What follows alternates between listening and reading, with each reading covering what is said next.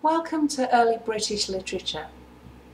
In this class we will look at a number of significant literary texts from the Old English period through the 18th century, and we will examine them in relation to their historical contexts and our course themes of love, loyalty, identity, heroism, and power.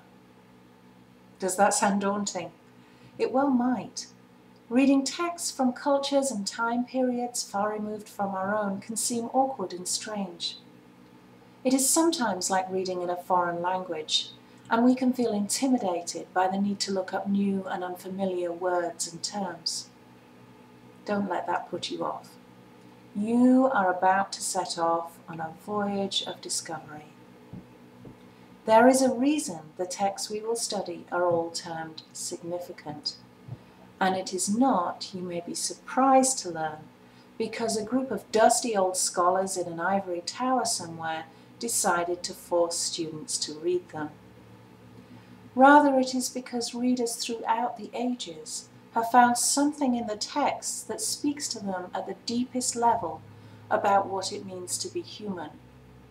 For though times and cultures change, many of those things that make us who we are, love, fear, curiosity, bravery, and some of the situations that we face in life, danger, heartache, difficult decisions, these are as old as mankind.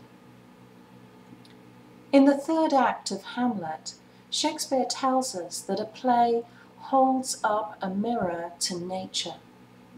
And in fact, this is true of all great literary works, whether they be poem, play, or story. Each of them, in its own way, holds up a mirror and shows us an aspect of truth about what it means to be human.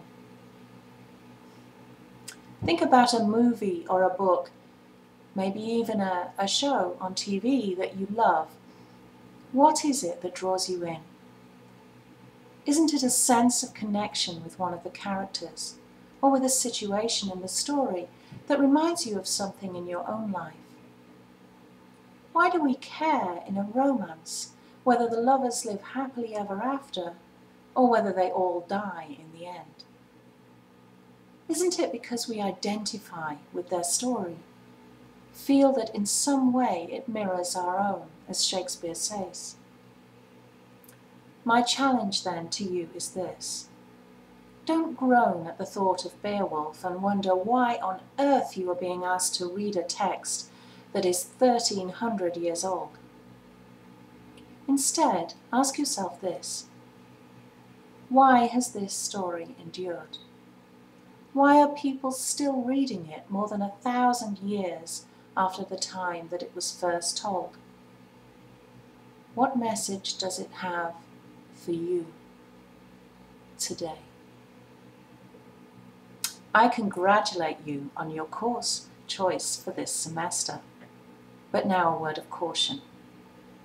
Online courses are for disciplined students who are able to take responsibility for their learning and who can work independently. Pay careful attention to the weekly work assignments and stay on track. If you get stuck, send me an email immediately. I wish you joy on your journey of discovery. I'll be with you every step of the way.